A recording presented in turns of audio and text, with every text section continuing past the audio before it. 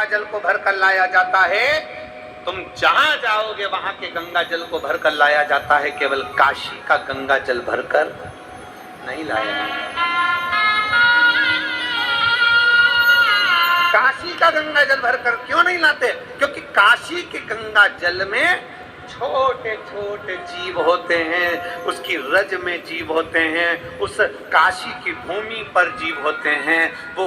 जीव गंगा के जल में होते हैं और ना जाने कितना उन्होंने पुण्य करा होता है, तब जाकर उनका काशी में जन्म होता है। और जन्म भी इसलिए लेते हैं कि काशी में प्राण छोड़ेंगे तो हमारा दूसरी बार जन्म नहीं होगा, और हम वो गंगा जल में अगर उनको भर कर ले आते हैं तो वो जीव भी हमको बद्दुआ देते हैं कि मैं तो मुक्ति के लिए काशी में रह रही थी, तू मुझे भर कर ले गया,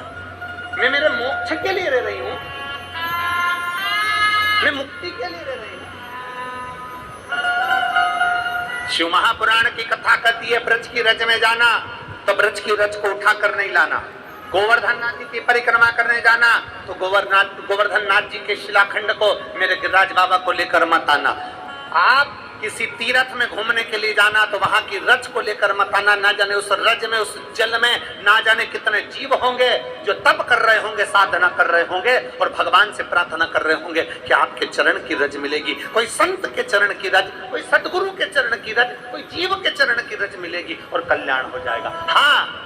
अगर काशी में भी तुम्हें गंगा जल लाना है तो काशी के गंगा जल को लाने से पहले शंकर जी को समर्पित कर कर एक लोटा जल शिव को चढ़ा दो पहले, फिर वहीं से भरकर मेरे बाबा से आज्ञा लेकर उस काशी के जल को लेकर आ जाओ कि बाबा अब गंगा जी का जल नहीं, मुझे आपका चढ़ा हुआ मस्तक का जल लेकर जा रही हूँ जो संपूर्ण जीवों का कल्याण करने वाला है।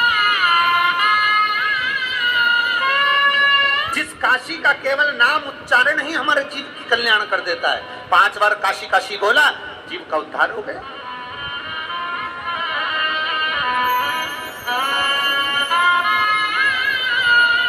कभी जिंदगी में काशी जाओ तो काशी के जल को अपने मस्तक पर चढ़ाओ, काशी की रज को अपने मस्तक पर चढ़ाओ, और काशी के जल को अगर लेकर आना है तो मेरे काशी विश्वनाथ जी का नाम लेकर, मेरे विश्वनाथ जी का दर्शन कर कर मेरे विश्वनाथ जी के सामने वो जल ले जाकर फिर लेकर आओ। क्यों? क्योंकि जब जल